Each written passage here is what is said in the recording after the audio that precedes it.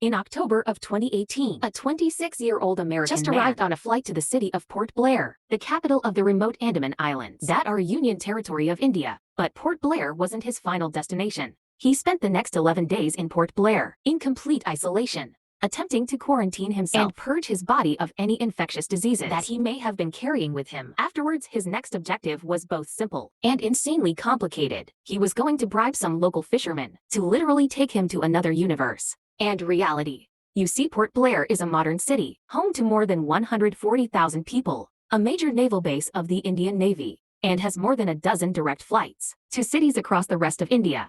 It is majorly integrated with a 21st century, globalized world that everyone watching this video is familiar with, and anyone can fly there from New York City for less than $2,000, or from London for less than $1,000, and yet only 50 kilometers to the west of modern Port Blair is a largely untouched relic of humanity's very distant past that nobody is ever allowed to enter, under any circumstances. North Sentinel Island. The island is roughly the same area as Manhattan, surrounded by coral reefs with a thin strip of beach around its entire perimeter and nearly entirely covered by a dense jungle, making it impossible to see anything on the surface from above, and it is also home to the Sentinelese, a small hunter-gatherer tribe that has existed there in isolation for tens of thousands of years. They continue to have no knowledge of anything outside of their small universe on the island, and they have no comprehension of anything more advanced than a bow and arrow to them. The year is still effectively the same as 20,000 BC. They have no knowledge or comprehension of the modern city of Port Blair, just 50 kilometers away to their east, with regular flight services operated by Airbus aircraft. As such, the tribe is often considered to be a so-called uncontacted tribe, a rare living relic of humanity's distant hunter-gatherer past, but somehow remained lost and forgotten throughout the thousands of years of human history and technological development that eventually got us to the modern world of the 21st century. North Sentinel Island is in a different universe from ours, but that hasn't stopped people from ours attempting to interfere with theirs. Over the centuries, many from our world have gone to the island and attempted to establish contact with the Sentinelese, but all have failed because the Sentinelese usually attack in attempt to kill anyone who has ever tried. They see every attempt by our world interact with them the same way that we would see an advanced alien invasion of our planet, and as such, they usually respond quite aggressively. And in order to respect the tribe's clear desire to be left alone from our world, the Indian government has sealed it off to all of us, forced by a 3 nautical mile wide no-go zone that is illegal to enter and patrolled by the Indian Navy. This is the world that John Allen Chow, the 26-year-old American man from our world, was attempting to enter when he flew to Port Blair in 2018. His objective was to spread one of our religions to them, Christianity, and it would ultimately cost him his life, with unknowable consequences to the Sentinelese as well. The news of his fatal journey from our world to theirs would generate headlines and publicity all across the world for years, and it would become one of the most talked about events for the entire year of 2018. But in order to understand the whole story, you need to understand how the Sentinelese managed to become so isolated and uncontacted by the outside world in the first place. It had been long believed that they were direct descendants of the very first wave of modern humans that left the African continent for Asia around 50 to 75,000 years ago. But it's now believed that the first humans who made it to the Andaman Islands arrived around 26,000 years ago, back during the last glacial maximum, when the global sea levels were significantly lower than they are today. At that time, the Andaman Islands were connected to modern-day Myanmar by a land bridge, so Paleolithic-era hunter-gatherer tribes managed to simply walk over to it. But over the preceding millennia, the glaciers retreated and the oceans rose, and the Andaman Islands became the islands we know them as today, with thousands of Paleolithic hunter-gatherer tribes people remaining trapped on them. And there they largely remained, isolated and uncontacted from anyone else in the outside world, at least to our knowledge. It's possible that from time to time, various different kingdoms and empires in India and Southeast Asia would send parties out to the Andaman Islands for the occasional diplomacy or slave raiding mission, but we simply don't know because we don't have any good historical records. Regardless of how often these events may or may not have happened, the indigenous Andamines remained Paleolithic hunter-gatherers with essentially no knowledge of anything beyond their own islands, until a ship arrived from the British Empire in 1789 to suddenly announce the presence of the universe beyond. The British had come to these remote, far-flung islands in order to set up a difficult-to-escape-from penal colony for Indians who are rebelling against their growing conquests over on the subcontinent.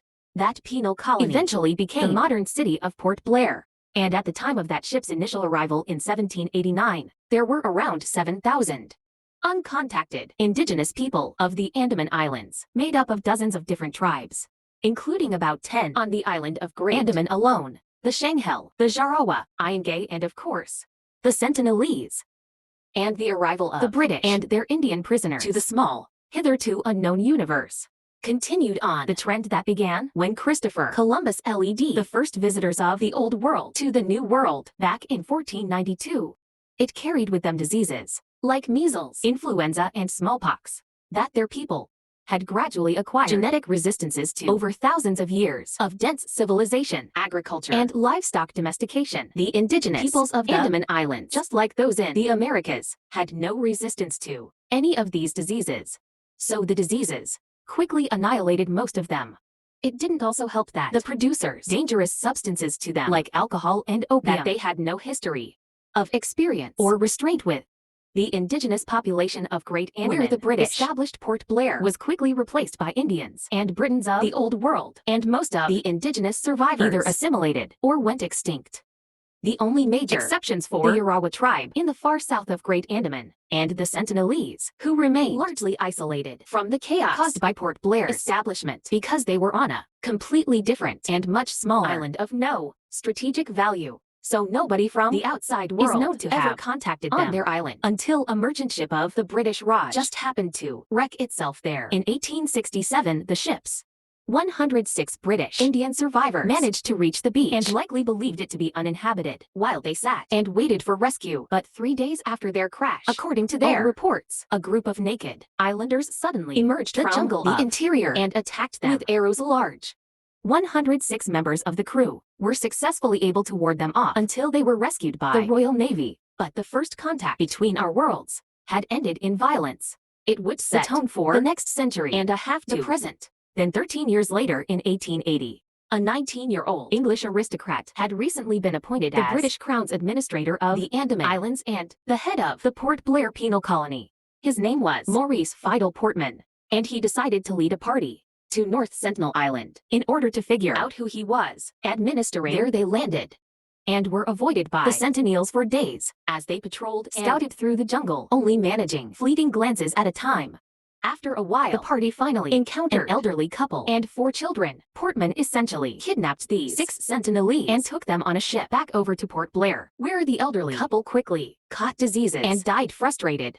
Portman gave the 4 children gifts and then dumped them back on North Sentinel Island. After these events, Portman wrote in his journal that, quote, "This expedition was not a success. We cannot be said to have done anything more than increase their general terror of act hostility to all commerce. It would have been better to have left the islanders alone." End quote. There are many theories that suggest Portman's clumsy handling of the contact between our worlds is the reason that the Sentinelese have remained hostile towards every other visitor ever since. And that may well be true, especially considering that the 4 children he abducted and returned would inevitably have told stories of the elderly couple that died, potentially placing the blame for their deaths on the outside invaders.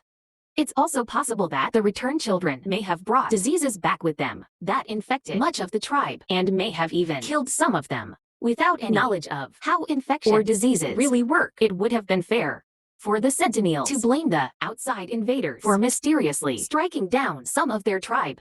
These oral stories may have then been told across generations of Sentinelese and become a sort of exaggerated legend through to the present, warning them against ever trusting any outsider who comes to visit again. Portman would return to visit the island several more times across the 1880s, but from then on, the Sentinelese would always fiercely assert their independence with massive aggression. Later in 1896, an Indian convict escaped from the penal colony at Port Blair on a makeshift raft and was unfortunate enough to drift across the ocean to the beach of North Sentinel. A search party was organized by the British to find him, and then several days later found his body on the beach of the island with multiple arrow piercings and a sliced throat. The Sentinelese had killed their first known invader only a few years after the clumsy visitation by Portman and the message they sent by doing so. was clear there would be no known further visits from the outside world until decades later. During the Second World War, the Japanese invaded the Andaman Islands and occupied them for 3 years. What exactly they did over those 3 years to the islanders and potentially the Sentinelese is very difficult to figure out, because the Japanese deliberately destroyed all of their records about it just before they surrendered in 1945, but they are known to have committed many appalling atrocities as the Imperial Japanese Army did elsewhere during the war. At least 10% of the pre-war population of Port Blair died beneath the Japanese occupation, and hundreds of people were known to have been tortured. The biggest war in world history had come to the edge of the Sentinelese universe. It's possible that, during those 3 years, a group of Japanese soldiers may have paid a visit to North Sentinel Island, but we'll probably never know for sure. After the war ended in 1947, India achieved independence from the British Empire, and they were quickly presented with a bit of a unique problem. Not everybody who suddenly became Indian following independence was even aware of what India was as a country. Like the Sentinelese of North Sentinel Island, the Andaman Islands were granted to India as a part of the independence, and that meant that, in theory, the Sentinelese on North Sentinel Island were declared as Indians. But of course, these people had never heard of India and had no comprehension of what this theoretical citizenship even meant, and so the Indian government decided that they would attempt to change that by finally, hopefully, making the first peaceful contact with them. But it was going to be tough going. The language that the Sentinels on the island speak is only known to them, and there aren't any related languages to anywhere else on Earth. Even the other indigenous languages spoken by the other indigenous people of the Andaman Islands are considered to be mutually unintelligible by whatever the Sentinelese call themselves. And of course, the Sentinelese are too hostile to allow anybody close enough to gain any linguistic clues from them. That meant that communicating with them linguistically was effectively going to be impossible, and that only left communicating through actions and body language. So beginning in 1967, an Indian anthropologist named Triloknath Pandit began sailing around the island and depositing gifts across the beaches in order to try and gain the islanders' trust. Then in 1974, National Geographic decided to lead a film crew to the island with armed police and a team of experienced anthropologists, including Pundit. They were filming a documentary the Sentinelese called Man in Search of Man, and some of the footage they managed to capture is the only surviving footage we have here in the outside world of them. Their objective was to sail around the island for 3 days and deposit gifts around the beaches to try and win over their trust. Once they got through the barrier reef, the Sentinelese emerged from the interior jungle and peppered their boat with arrows. But undeterred, the crew continued sailing around the island to a new location and deposited their gifts on another beach: a toy car, a doll, a set of aluminum cookware, coconuts, and a live pig. Then the Sentinelese emerged from the jungle again, and one of them fired an arrow at the boat that struck. The documentary director, his thigh man, who fired the arrow, was observed to laugh hysterically. And then, to make their point even clearer, they speared the gifted doll and pig alive and buried each in the sand, took the coconuts in the cookware, and retreated back into the jungle. The documentary project was a failure, and not wishing to escalate the situation with them any further, National Geographic canceled it and withdrew. But Pandit, the head Indian anthropologist here, was undeterred and continued making visits to the island and leading with them for years, determined to eventually establish friendly contact with the Sentinelese. He and his team made many recordings of the tribe during their visits and gift drops, and things seemed like they were going pretty well. In 1975, he led the King of Belgium on an overnight cruise just offshore the island, but other visitors from the outside world occasionally found themselves washing up on the island beaches as well. In 1977, a cargo ship called the MV Rustley ran aground on one of the island's coastal reefs, and then, just 4 years later in 1981, another cargo ship registered in Panama named the MV Primrose did the same thing. The crew of the Primrose became shipwrecked, and they had to wait patiently for another ship to arrive and rescue them. Nothing too unusual was noticed until several days later, when one of the crew suddenly spotted emerging from the jungle, quote, around 50 naked, wild men waving bows and arrows on the beach.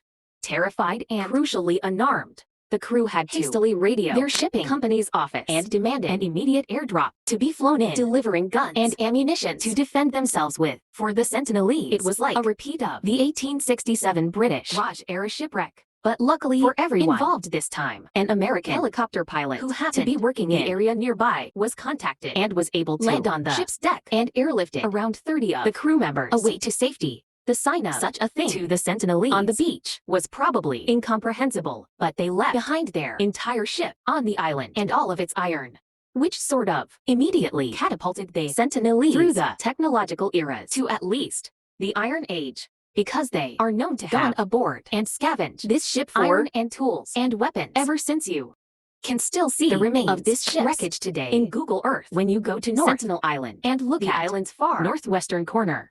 But alongside these more clumsy encounters, Pandad was still attempting to conduct professional ones. By 1988, Pandad observed that after depositing gifts on the beach, a Sentinelese man was seemingly dancing with joy.